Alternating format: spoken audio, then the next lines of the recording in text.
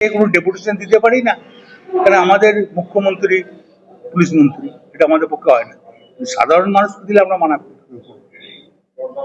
বোলপুরের বাসিন্দারাই এটা হ্যাঁ, ট্রাফিক নিয়েও খুব সমস্যা, সব সব সব ব্যাপারে মানে দুবার তিনবার করে কেস দেওয়া হচ্ছে। হ্যাঁ, পয়সার জন্য ফলস কেস দিয়ে তারপর মেসেজ করে, এবং মেসেজগুলো তোমাদের দেখেছেন কিনা আমরা জানি না, 70,000 40,000 করে মেসেজগুলো আছে।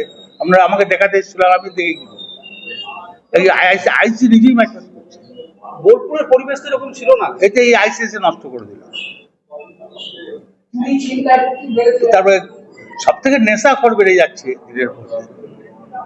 ক্ষতি হয়ে যাচ্ছে, আর চিন্তায় হচ্ছে, এগুলো কিচ্ছু ছিল না বোলপুরে।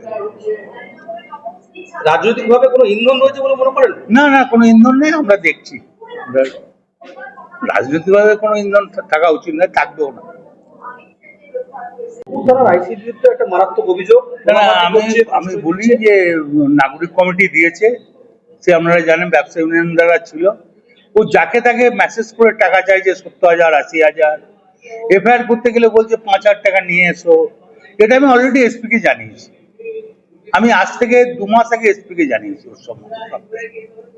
কালকে সিঙ্গিতে একটা ছেলেকে হাতটা 6টা টুকরো হয়ে গেছে, রটে করে মেরেছে। যারা মেরেছে তাদের কাছ থেকে টাকা খেয়ে নিয়েছে। এখন তো অভিযুক্তরা কেউ গ্রেফতার হয়নি। হ্যাঁ, 2টো ফালতু লোক অ্যারেস্ট হয়েছে, যে অরিজিনাল স্বপন তাকে এখন অ্যারেস্ট করা হয়নি। স্বপন এবং সঞ্জীব মুখার্জি, স্বপন এরা এখন অ্যারেস্ট হয়নি। এবং সাংঘাতিকভাবে মারধর করা হয়েছে। হ্যাঁ, আপনারা দেখিয়েছেন, টিভিতে দেখিয়েছেন। এই অরাজকতা বোলপুর শহরে চলছে।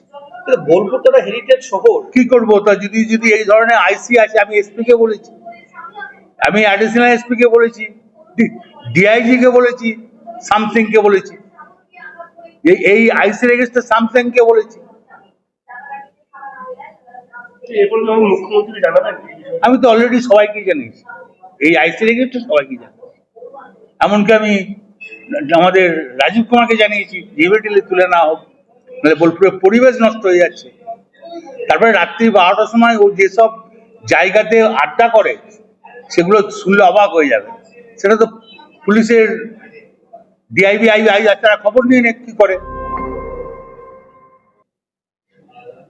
ঠিক আছে।